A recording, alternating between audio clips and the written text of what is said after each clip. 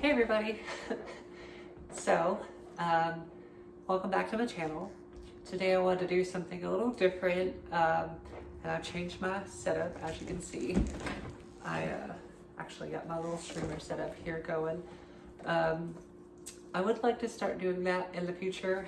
I don't know if I'm going to do it specifically on YouTube or on Twitch, but I will, whenever I figure that out, I will let you guys know in case you're curious about what I like to do in my free time. It's video games, so I will definitely be looking into that.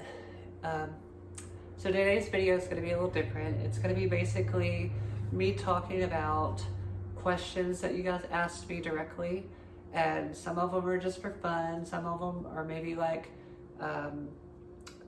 medical information or whatever when it comes to transitioning, but most of them seem to be just wanting to get to know me a little better. So I think that's really fun, and I'm very excited to answer a lot of these for you guys. So without further ado, the very first one is what Halloween costumes I have prepared for this year, and the simple answer is technically none. This outfit is for my brother's wedding. The theme is like vintage goth, and I didn't really have a whole lot of time to prepare, but I really like this corset, and I got like lace gloves and lace boots. I don't know if you can tell. And I have a different skirt coming, so, but I was gonna do like a gothic vampire kind of deal for it, and didn't fully happen the way I wanted it to, so it is what it is. I was gonna do Kimberly, the pink Power Ranger, and the outfit didn't work out the way I wanted. It wasn't the right color, did not match the helmet, so maybe next year. She's one of my dream characters. I've always wanted to cosplay her, so maybe next year is the year to do it. We'll see. And if you see me look over here, it's because I got a list of questions that you guys asked me that I want to answer. So, 1 second. The second question is what kind of man that I like, and I like a traditional man. I like a man that's hardworking, passionate, just a good lover and a good, companion, and I tend to like them a little old-fashioned and like manly, and like can do all the things that me as a woman don't know how to do or never really cared to learn, because I was like so girly as a kid and stuff, and I don't know how to change a tire. I barely know how to change a light bulb. So yeah, that's typically the man that I like to have. So what simple things make me happy? I really love to hula hoop. I think it relieves a lot of stress from me. Video games also, I can sink so much time into them. If it's more like a simple thing, I really like coffee. I can kind of just disappear in coffee and forget about it. Naps, I love naps. I just lay down, take a nap, and I'm rejuvenated for the rest of the day or the rest of the night, or whatever. So the first changes that I noticed with hormone replacement therapy, and this is an interesting one because the first one that I noticed is one a lot of people notice, but it's not probably going to be the one that I talk about. It's like breast bud growth. So, like the first thing that you really notice is like your breast buds forming, and if you like bump into a wall the wrong way, or you're like somebody like punches you in the chest or something, like it really hurts and you feel it, because you have all these new like nerves forming there, and it's a whole new pain that you never really expected, and it's quite excruciating. But the first changes I've noticed, like lengthy into my transition, I noticed my face changing. I was one of the people that took pictures constantly, and like my comparison of 1 month to 2 month was like drastic. My comparison from 2 month to 4 month was also drastic. And like I look back at pictures before transition, or even like 8 months into transition, They say roughly 8 months is when you start noticing your changes and you can kind of tell that they're working. And for me, like, I still look completely different now than I did at 8 months versus like before HRT. Like, it takes so long, and I'm probably still not where I'm going to be a year from now. You know, like, my fat redistribution keeps changing, and it'll keep changing until I go on, I pass over, whatever you call it, kick the bucket. How about that? You know, like, women look different year to year, and we'll continue to do the same, and we're just more aligned with how we feel. So the next question is coming out safely. I think something that's very important when it comes to coming out safely is not necessarily passing, but putting the effort in. So, you know, there are people who are comfortable. I'm not. I was never. But there are people who are comfortable day one, as soon as they take their first dose, maybe even before they take their first dose, going full time and, you know, living as a woman. And for me, I wouldn't have felt safe doing that. And so, you know, I told my friends and family, I said, you don't have to worry about pronouns right now. You don't have to worry about my name right now.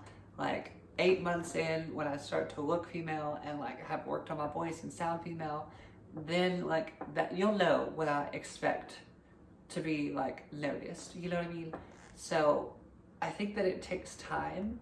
And I think when people see that you're putting an effort and it's noticeable to them, they see that you need those things to feel comfortable and to be happy, and coming out is so much easier at that point, you know, because you can just say, hey, like, I'm putting in this work, I'm this person, like, this is how I feel, and all they can do is acknowledge that, and they see that you're trying. So I think that goes a long way. So put in the work, be happy and be stable in who you are, and the rest is natural.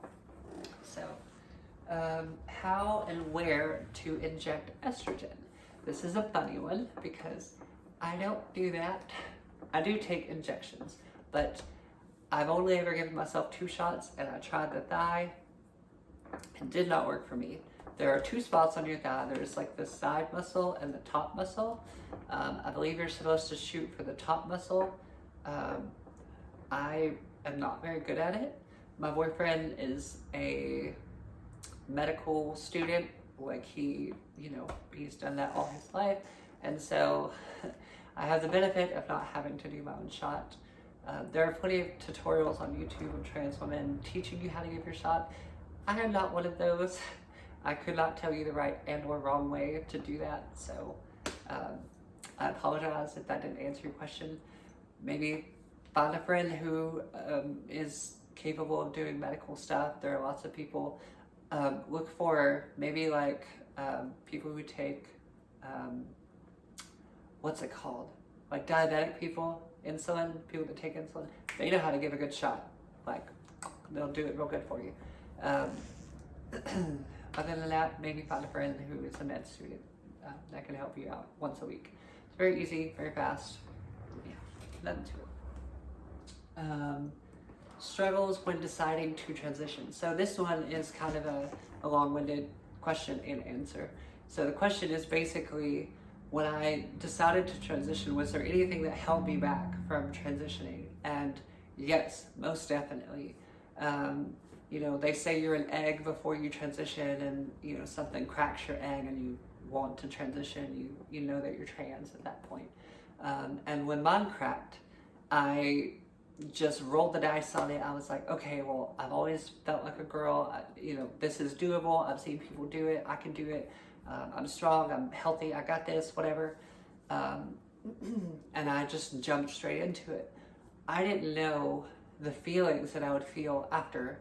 So about 2 weeks into transitioning, I kind of panicked and started like fearing what's to come, basically.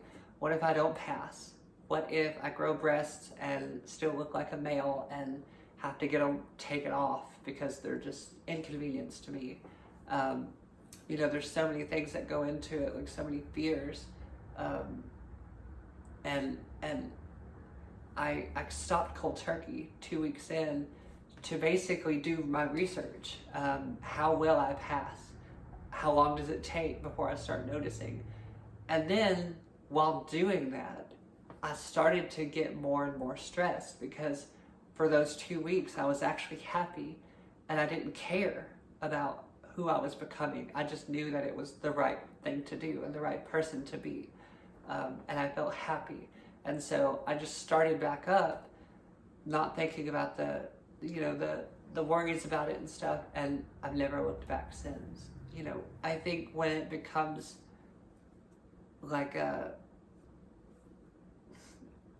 you have to try something to better yourself, to be happy. And for me, I knew that I was a woman, and so whatever it was, I told myself if I had to have surgeries, if I had to like do this or that, like this was who I was meant to be, and I would go full force all the way as best I possibly could in this lifetime to be happy. And so at the end of the day, it didn't matter. I no longer cared. I just did it. So, is bottom surgery a must? This is a tricky question because for the general population, I'll say no, because I don't feel like you need to have bottom surgery to be trans or to be comfortable in your body.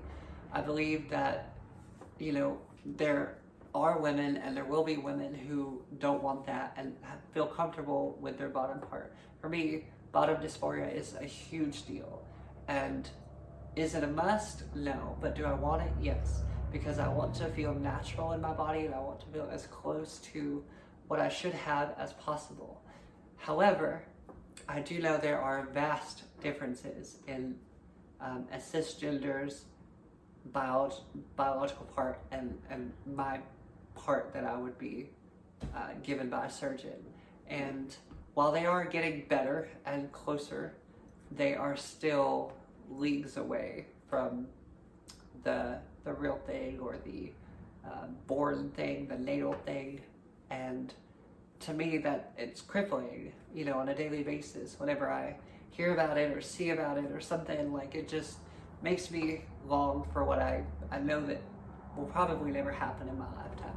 Maybe 100 years from now, there's a potential chance for like stem cell research and they can like grow them and give them to people in need. But as of right now, and probably the near future, that is not likely, which sucks. But I will definitely take the $100,000 option.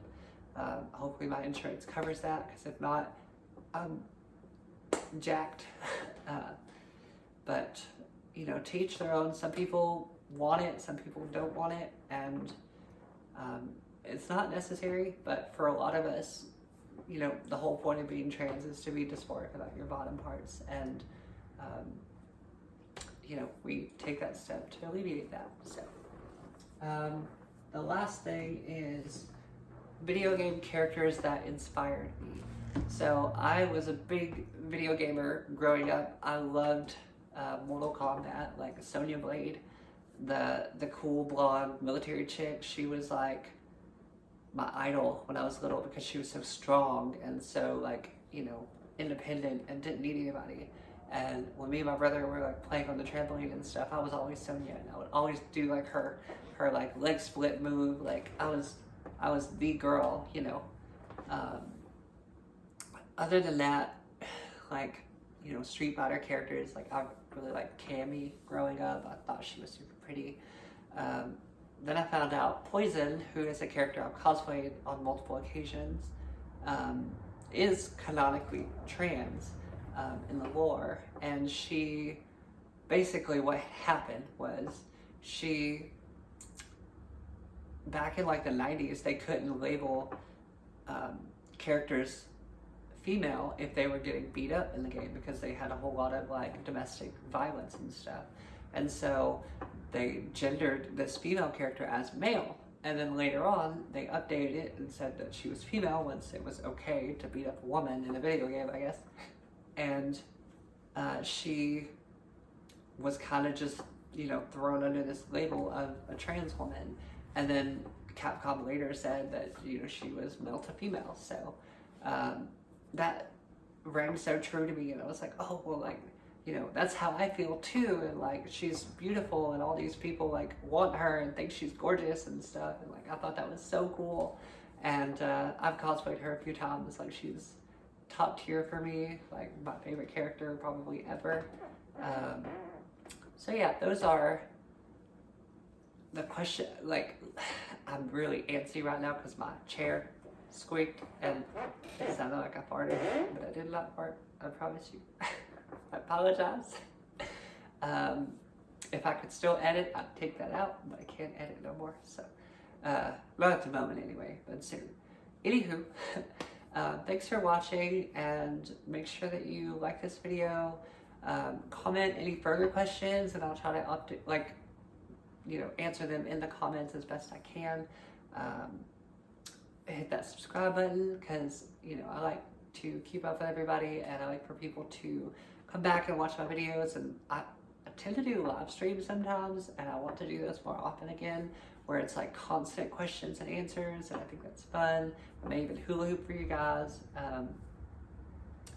But anyway, thanks for watching, and I hope you guys have a wonderful rest of your day. And I'm trying to keep the content flowing. If you guys have noticed with my, what do you call them, shorts on here, I basically just throw my TikToks over here with my popular ones, and you guys seem to enjoy them, so I feel like I could share a little bit extra. But I do want to do one video a week, at least, sometimes two. Comment below if there's anything in particular that you want to see, makeup tutorials, whatever.